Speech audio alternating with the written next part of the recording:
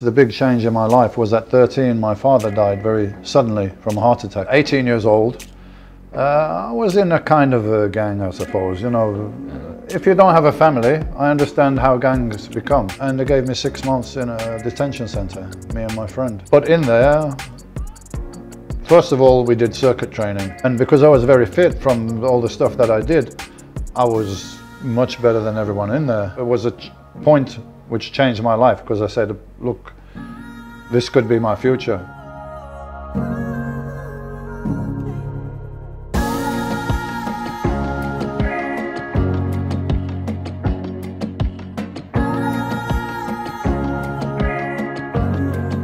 I came to bodybuilding with a totally different persona. I was not the guy doing artistic poses and smiling for the audience and all this stuff. It was the reason why they called you Shadow. Normally bodybuilders, they want to show all the time, they want to get on stage, they want to take their top off, they want the attention, they caught the attention. I didn't want it. Coming to the contest, I'm winning, I'm going home, I'm disappearing like a shadow. Have you ever been in Hungary before? Yes, about 8 years ago, I think. 8 years ago I came to Budapest to talk some business, and I had read about Budapest, but I hadn't been here, and that's honestly, I was blown away by the city, by the beauty of the layout and all the architecture and everything. Was every time I went round the corner to see another building was like, oh, look at this, look at this. So amazing. Yeah, it was amazing. Yeah. Getting to the beginning. Yeah. How did your adventure started? Outside of Birmingham, which is the second biggest city in England, but it was a very rural life I had. My mum and dad had bought a small holding, which is like a small farm, but we just had some chickens and horses and dogs and some typical fields. Rural life. Yeah, so I was very active as a kid. My friends live 1 or 2 miles away, so I'm gonna run, walk, or ride my bike to go everywhere. And it was at different times, like you would be out all day with your friends on the bike, running, walking.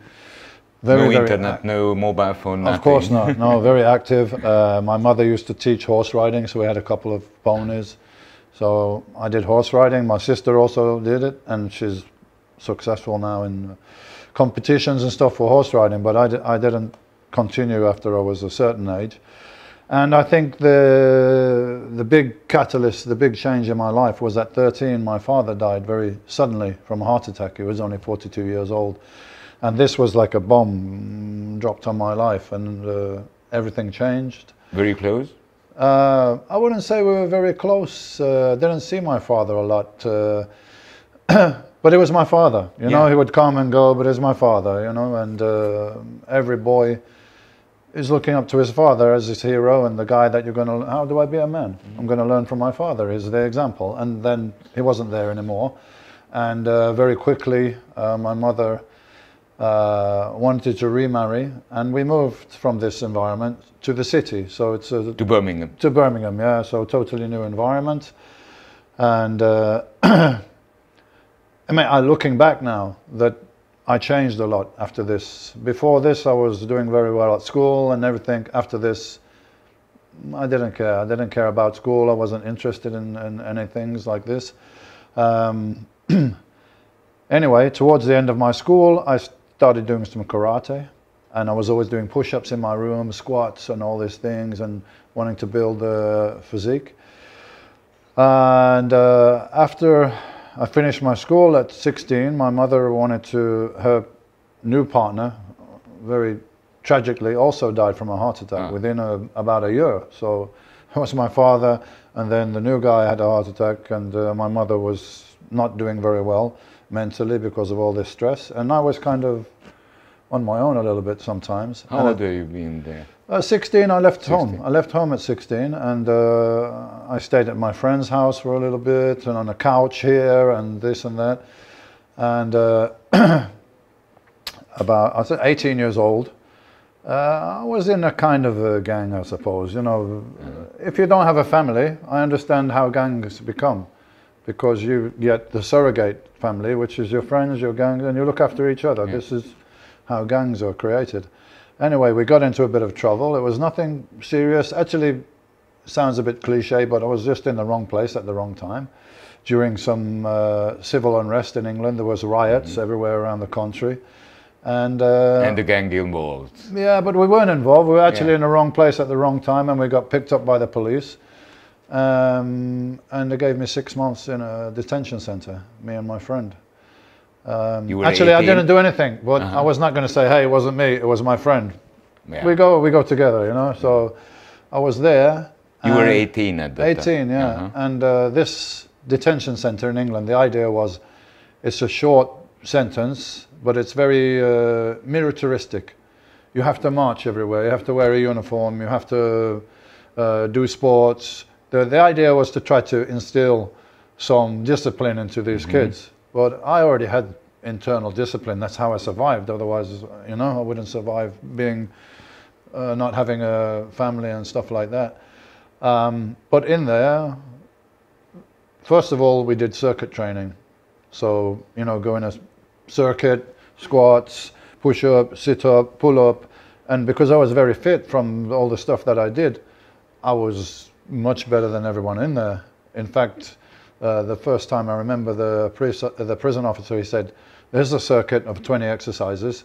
You're going to go around 3 times and then sit down here. So I went 3 times, sit down. He said, Yates, I told you to go around 3 times. I said, I've been around 3 times.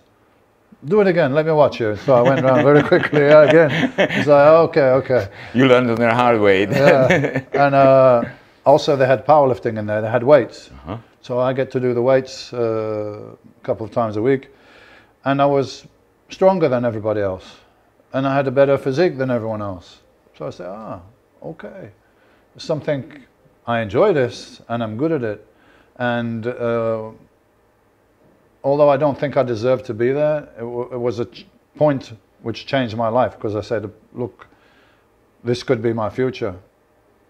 In the jail, and I don't want this. I love my freedom. I'm a free person. So, and I found something I love and I'm good at, and I'm going to do this. And if I do this, positive actions, something positive will come from it. I don't know exactly what it is at this point, but I know that much. This is the simplicity. Yeah. And that's the beauty of the simplicity. So at this point, I didn't have big goals. It was just like, I want to do this, and I don't know. Maybe one day I can have my own gym or something like this. This was as far as I'm thinking at the time. So when I left the jail, first of all, I had to get stability in my life. I had to get a job. I had to find an apartment to live and all these things.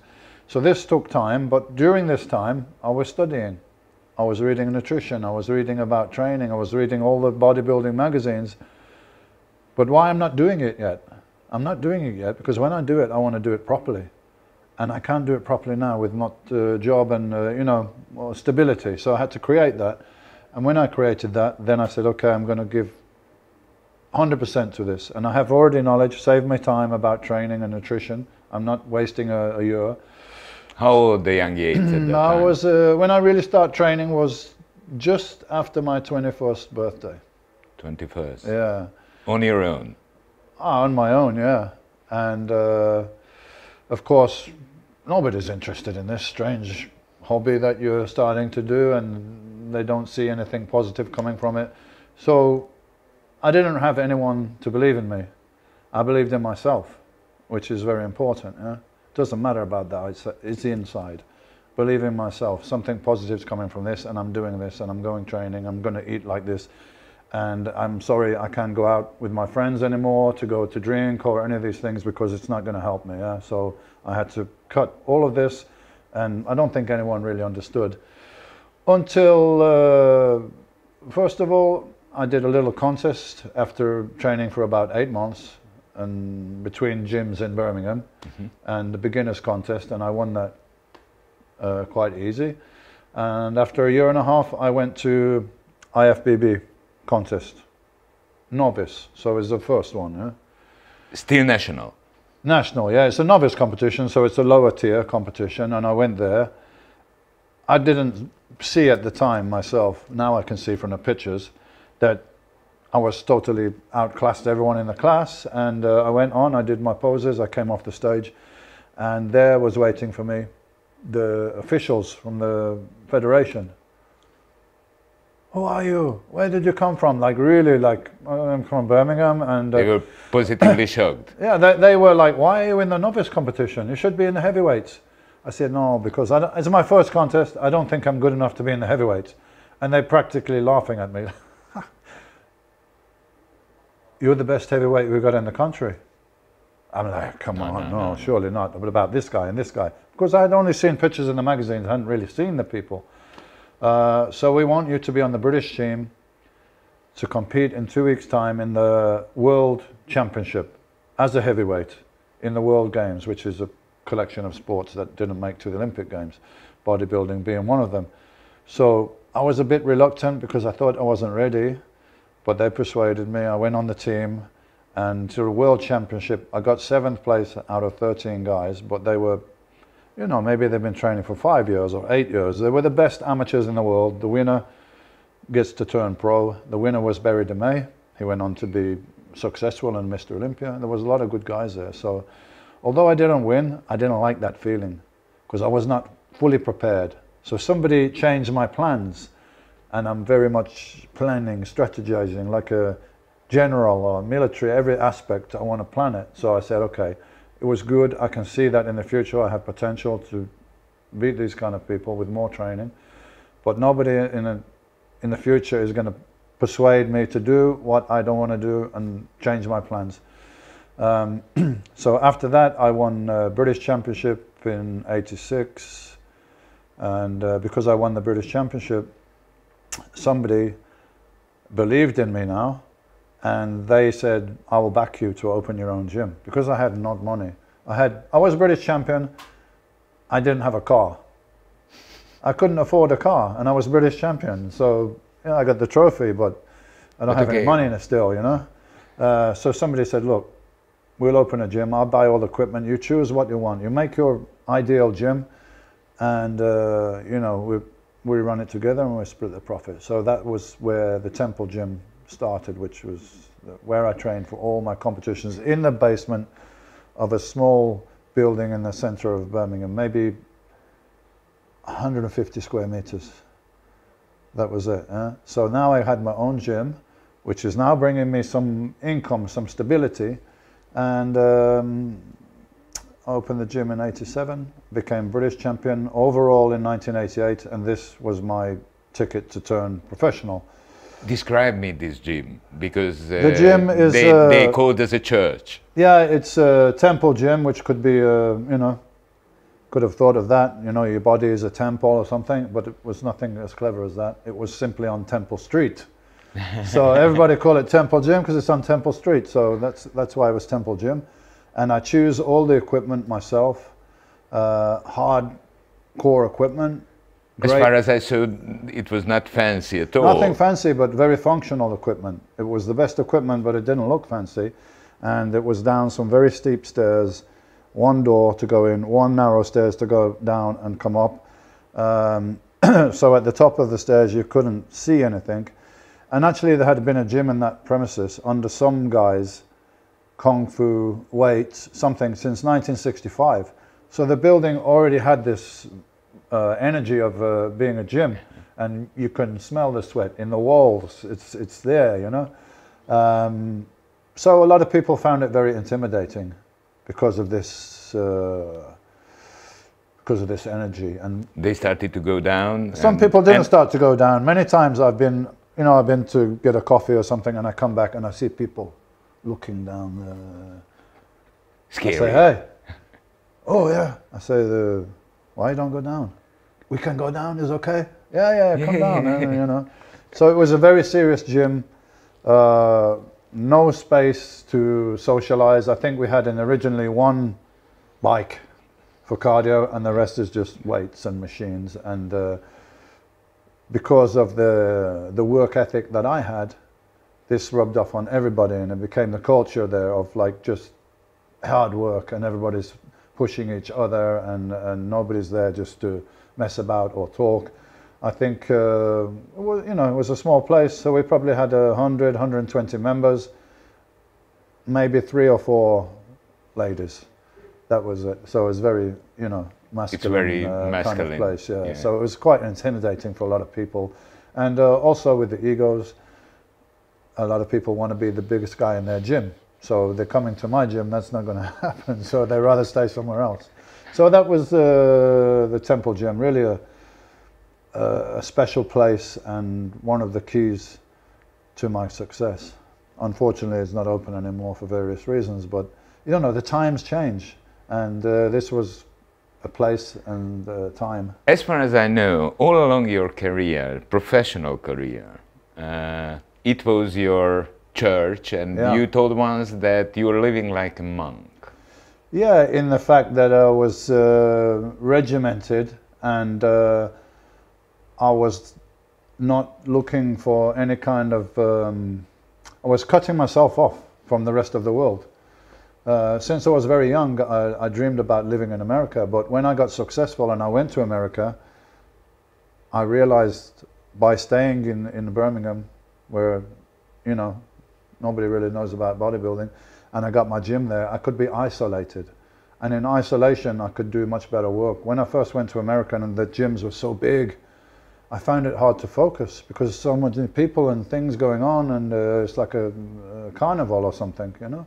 People talking and people... Music and everything. So in my gym, I controlled the environment, and that's where I trained the whole career. So after the '88 British Championship, then I can turn pro.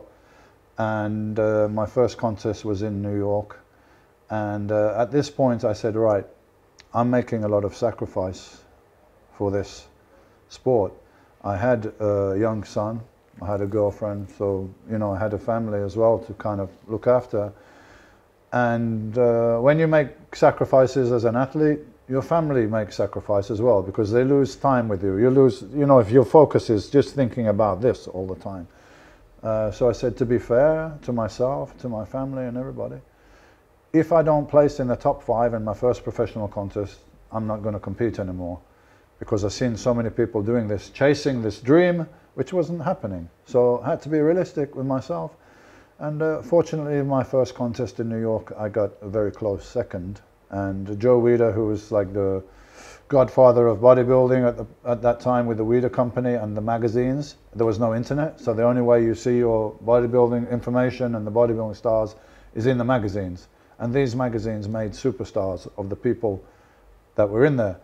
So even though I was second in the contest, Joe Weider asked me to go to, now fly to California to do photo shoots for his magazines. He didn't ask the winner, he asked me, because he saw something potential and a different persona. I came to bodybuilding with a totally different persona. I was not the guy doing artistic poses and smiling for the audience and all this stuff. I was very serious and very martial with my posing. It was different. I used to bang my feet on the floor and be very aggressive with all my posing. So this was a different... It was the reason why they called you Shadow. No, the reason they called me the Shadow, actually, the guy that came up with this name, he was at this contest, the first contest, where I made this huge impact. Yeah.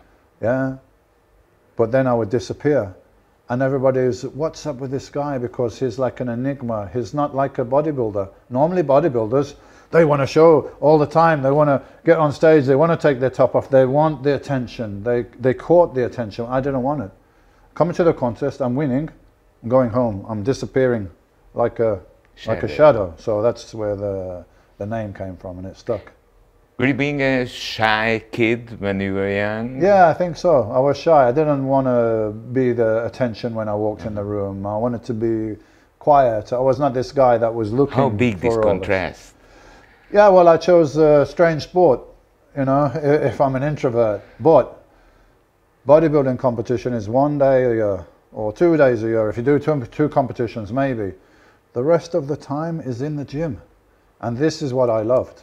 The competition is just for me to say, hey, this is what I've done all year. This is the result. And also it became a career as well. The road. Yeah, the road, not the destination. Yeah. Some people just want the, you know, the kudos, the attention that I'm this guy. but they're not really enjoying the process. For me, the process was everything, because in a way I saw it as having mastery on myself. You know, my body's telling me it wants to eat. I'm getting ready for a competition, and I have to be hungry. I'm not eating, so I have to control this. Maybe when I'm doing a lift and I'm feeling like I'm going to throw up and my whole body is screaming like stop, I'm going to say no. Keep going. So it's a form of discipline and self-control that really appealed to me. Tell me a few words about your journals from the beginning. Yeah. So I'm talking actually now with 6 times Mr. Olympia, the #1 in your sport for 6 consecutive years. But the key, I guess, but you can correct me, your journals. The journal was really a key, and I advise everybody. And you know, now you have technology, you have the phone, it's way easier today. You can record data, yeah. But my data was written by hand in notebooks.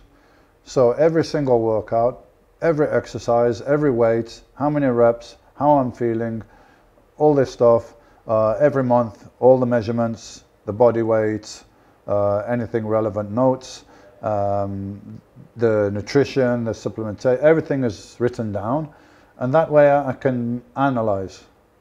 I'm training 3 times a week. This is my result. Let me train 4 times a week. What is the difference? What's the result? But always change a single item. One thing at a time. One thing at a time. If you're going to change a supplement, if you're going to change your diet, make a small change and analyze it. That way you're going to see. If you change my training, or change my nutrition, or change my supplements all in 1 week, how do you know what it is that's helping you or not helping you? So yeah, very analytical. Literally every workout, from my first workout, because I set out. Not, I'm going to go to the gym and maybe one day. No, I'm doing bodybuilding and I'm going to make it into some kind of a career. In the proper way. And I'm going to do it exactly. I'm going to put absolutely 100% into this. And that, also writing things down helped me to strategize mentally as well. Because I can see what I did last workout, what I did last month. And I will set a goal for the next month. This month I bench pressed 100 kilos for 8 reps. Next month I want to do 105 for 8 reps. So you're taking the journey, which if I was a young man and I said, I'm going to be Mr. Olympia. Yeah, but it's so far away. This is unbelievable. Yeah, okay. In the back of your mind, maybe. Step, step, step, step. How do you get to the top of the mountain? You get to this ledge first, and then focus on the next ledge, and then focus on the next ledge, because focusing on the top, you're probably going to never reach it. You'll never reach it, yeah, because it's too far away, and you lose your enthusiasm, because I can never get there. Get here first, especially with young people. They're always in a hurry. I got kids of 16 telling me they want to do competitions. I'm like, whoa, wait a little. 2 or 3 years more. You need to train and build, and maybe then, yeah, don't rush. You know, you need to build the foundations first. Okay, I'm chasing the method to be the #1 of the world, because I guess, but you can correct me, regardless of the sport, you have to not even regardless of the sport, regardless of the goal. Doesn't need to be a sporting goal. Can be any goal. Yeah. Can be a business. You run it in the same way. Correct. You need to have a strategy. You need to have goals. You need to have a plan. I say this sometimes to people to get the point across. Let's say you have a boat and you want to sail from England to New York. Do you get in your boat and, maybe it's this way. Let's go this way. I think you're not going to get there. Yeah. Okay, you need a plan. You need a route to get there. Step by step. The same thing. Okay. Tell me the secret. Being on the top, being on the top of the world for 6 consecutive years, regardless of injury, regardless of the year, regardless of anything. And I did have injuries, yeah. I had... Tell me the secret. I had career-ending injuries.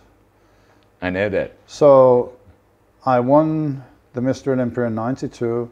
I won it in '93, and '93 was accepted that this is a new standard for the sport. Nobody's ever seen this before. This guy can be Mr. Olympia as long as he wants, because it's going to be a long time before anyone can catch this. Imagine that scenario, and then the next year I'm training for the contest and I tear my bicep 6 weeks before the contest. Six weeks before the contest, a full tear of the bicep from the tendon. So initially, of course, I'm devastated. So and that's painful. Could you train before the competition? I could train with some limitations. So, but the mental aspect is, so I reached this pinnacle. I'm the best bodybuilding physique ever. Now my career is finished. Surely I can't compete with this injury, and I can't train, and maybe it's over now. This for 24 hours. Then I start questioning. Yeah, but if you're going to come to that conclusion now, this is what's going to be, right? So it's not ideal, but let's see how you can train to continue to get ready for the contest. Finding the detour. Stay on the diet, because if you get depressed and you say, it's over now, my career's over, and you're on a diet, very strict. Yeah. Oh, screw it now. Let me go eat and drink, and you go down quick. So I said, no. Continue with the training that you can do. You have to work around a little bit. Continue with the diet. Do your best. If you really think 1 week before the contest you can do it, then you make a decision then. So that's what I did. You have still 5 more weeks before that. I found a way to train and continue to train. And it's not a good feeling for a sports person that you can't train exactly how you want, and now you've got a defect, the bicep is torn. But I pushed through it, and I managed to win the contest. Obviously, not as good as the previous year. Because nobody recognized that you were heavily injured? Oh no, everybody recognized. So it affected me in one pose, the front double bicep, because the injury was visible. But in all the other poses, it didn't matter, really. So sometimes people don't understand how a bodybuilding contest is judged. Again, it's on a mathematical basis. You have 4 poses: front, side, back, other side, relaxed, semi-relaxed. And then you have 7 compulsory poses that you need to do. You need to do front double bicep, side chest, front lat spread, back double bicep, back lat spread, side tricep, and ab pose. So if I lose one of those poses, I can still win the other 6, or a majority. As long as you win the majority, you're the winner. So that's how I was able to win the contest with an injury, because it only really affected me in one pose. So okay, I lose the pose, but the other and by the end of the day, in this year, I guess, you gained again an experience. Finally, you finished being rich. Yeah, richer than before. I faced a huge obstacle, and I overcame it. Everybody has obstacles. Don't need to be an athlete. Life will bring you obstacles. So what will you do with that obstacle? Will you get over it, or will you lie down and say, I can't do anything? Whichever one you do is likely to become a habit. Yeah. So if you have hard times coming up and you push through and you get over it, it's not nice, and you wouldn't choose to be there. But afterwards you can look back and say, I wouldn't choose to be there, but you know what? I learned a lot from that. You learn more from the difficult situations in life than the easy situations. So that was it. Overcome it. If you get knocked down on the floor by life, by sport, by anything, get back up as quickly as you can and continue. Because next time you will be able to do that as well. But if you're just going to give in, next time you'll do that also. So life is a lot of habits. Okay, I guess somebody up there learned that you are good to get through the obstacles. Yeah, because it was 94, but 97. 97 was the worst injury. Was a worse and closer to the end. 3 weeks before, and this time was the detachment of the tendon. Actually, I couldn't move my arm for maybe 10 days after the injury. So now it was like, if this was my first injury, I probably would be devastated. And I was at first. Oh, again, the same thoughts. Oh, but you've been here before. Yeah, but this one's worse. And surely it's going to be, this time I'm going to be finished. No, you've been through here before. Do the same thing as before. Continue. But this time I couldn't train. Imagine you're going for the biggest bodybuilding. I couldn't train. Nothing with weights. I did some cardio, walking, and I continued my diet. So biggest bodybuilding contest in my life, and I can't train with weights for 3 weeks. But I've been training for 10 years. I've been dieting, everything. So it's not ideal, but again, let's see what we can do. Life is not ideal. No, it's not ideal, no. But you know, it's not always that things are always ideal. Yeah. So yeah, that was my last Mr. Olympia. Because this injury was so severe, I had to have surgery after the contest. And then, you know, the slow road of rehabilitation and get back to training. But soon when I got back to training, I noticed if I push, it was like, this left side now is much weaker. There's no balance there. So I can't train properly. I'm going to create more injuries. So I decided this was the time for me to retire from the competition, because I don't want to go in a competition and get beaten by somebody just because I can't be at my best. So I decided better retire now, because you have 6 consecutive trophies. And also, to be honest, I think mentally I start to get a little bit burnt out with it, because I did only this for so long, and I started thinking, okay, I've done this now to the, you know, and there must be more things to do in life than this now. I started to think about other things. I wanted more flexibility, more freedom. And was it easy for you to change the track, the direction? I didn't have a choice. You didn't? I didn't have a choice. The choice was taken away from me. You know, okay, maybe there's a higher power that has more. After this happened, yeah. There was a life for you, what you didn't know. No, I didn't know. And because you knew the basement, you knew the regime, the journal, everything. And it's your whole persona.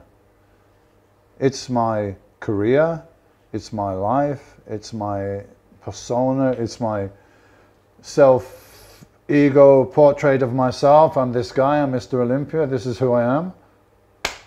Done. It's finished. And what's next? What's next? Very confusing, and some period of very bad depression, which is very common with athletes. Once they lose that goal, which is all-consuming goal, it's taken away. They don't know who they are, what they have to do, and depression is very common in athletes, yes, when they retire from a sport. How did you solve it? Because I don't feel any depression now. No, I am not depressed now. I'm very happy. I'm a much more rounded, balanced person, but this has taken a long time, right? Yeah. So I started to think, stop focusing on what you lost. Focus on what you gained. When you were doing this, you had no freedom, no life. You have to be in bed at 11 o'clock every night. You have to eat 6 meals every day. You have to be in the gym. I always continue to go to the gym just because I love to train. I love to train and go to the gym, but it's now I guess that helped. I don't have this goal now. Yeah. I was simply going just to keep in shape and to keep my mind, you know, to feel better. And it's the #1 antidepressant is exercise. Go to the gym. If I just was not going to the gym, I don't know what would happen. So I had this to keep me going. And okay, now the whole world is, you can do what you want. So slowly I came to this realization. But I had some time where, you know, I was always still going to the gym, but you know, I was going out partying, I was drinking, I was taking drugs, all these things that a lot of people fall into after they finish their sporting career. So I went through a phase of this, and many experiences brought me to where I am now, to be a balanced person. And even the experiences that you think are negative are experiences, and it all becomes part of you. And I have a well-rounded vision of the world because of all these experiences now, rather than a very narrow outlook with bodybuilding and sport. And you know, it's a big part of my life, obviously, but it's not my life. It's not controlling my life. I have a lot of different interests and things that I do. But I have to tell you that I know why you are here in Budapest, in my country, because you have your own I have my brand own sports nutrition, that we really... and this is the business. You found the business by the end of the day. Found it on my name, and now we're really expanding globally, and everything's going great with the business. And as far as my interests now in physical training, it's not how big can I get as a professional bodybuilder, it's like how, what's the best way to train for the health, what's the best mental approach and spiritual approach. So I'm now trying to optimize myself spiritually, mentally, physically, and I'm still learning, I'm constantly learning. And what feels very satisfying is now that scientific studies are coming out and saying, hey, the best way to train is very intense, very brief, once or twice a week with weights, and very short, intense cardio sessions. And this is what I've been saying for so long. So it's nice that the science is now agreeing with me. And I think the number one excuse, it's an excuse. I could say reason, but it's an excuse. The number one excuse why people don't get in shape, they're not going to the gym, I don't have time. Don't have time. I don't have time. Always. You know how much time you need? If I have somebody in my hands and I took them to the gym twice a week for half an hour, transform their body, transform their life. That's all you need. Would you be so kind to take me to the gym now, down there, and kill me in 30 minutes? I would be... We can try it. Yeah, we can try it. Yeah. That's a deal. But by now, it was a long journey, as you told me. It was a long and hard journey. It's a long journey, but I'm still learning. And I'm still open to learning, and every day is an experience. And you're giving the example, the very good example, for all of us, that from Birmingham, from a detention center, you can reach whatever you want. Absolutely. Depends on you. It depends on you. I'm not saying that you can do anything because there's physical limitations. You know, you can't be a basketball player if you're 5 foot tall because you know, there's some physical limitations. But generally speaking, where you're putting your focus, your energy, your thoughts, is what's coming back to you. Yeah. So I was a kid who was, I didn't know this technically. Now you can buy books on it and all these things, but I was dreaming all day, all day. My friends used to say to me, it was almost like you were there, but you were not there because your mind was, you were with us, but your mind was somewhere else. I was like, yeah, I was dreaming about bodybuilding and the guys in California and this, all the time, and I was reading magazines and I was focusing all the time. This was where all my energy was going. So if you put all your energy into something, you're going to achieve. This is the nicest and best last word. Thank you for talking to me, and I am happy to see another 60 years old man who is happy. Simply I'm happy. My body's good, my health is good, and that's what I'm... You love to be 60. I was happy to be 60. I was telling people I was 60 when I was 59 because I was looking forward to the 60. I'm not like dreading, oh no, I'm 60 now. I'm the best 60-year-old I can be. I will be the best 70-year-old if, God willing, I'm still here. I'm going to keep working to be physically functional. And what do I do now? I do twice a week with the weights, but light weights because I have some injuries. I don't want to irritate them. So just to maintain a good level of muscle mass, because as you get older, it starts to go down. So it's very important to maintain, if you're like me, you did sports when you're younger, or if you didn't, it's not too late to go and start building muscle mass, because there's such an effect on your health as you get older, even on your blood sugar levels and everything. If you have more muscle mass, the body functions better. So, and also I work on mobility. I do Pilates and I do yoga. And I do some cardio, I do biking outside because the weather is good in Spain. So I do a variety of things to keep this machine in a good condition, because if this machine is not working properly, my quality of life isn't good. I'm limited. I can't walk up the mountains and enjoy being in the mountains because my back's hurting my hips or something like this. So that's my goals now, and just wanted to pass that on, and just to say, in life, it's great to have the goals and go for it, but you have to also change your goals and your strategy depending on your situation, depending on your age. So inject a little bit of flexibility in there as you get older. Do what's good for you. Thank you for seeing me, and good luck for the rest. Thanks. Thank you. 98.6 Manna FM. Élet, öröm, zene. Iratkozz föl, nyomd be a csengőt, és azonnal értesítést kapsz új tartalmainkról.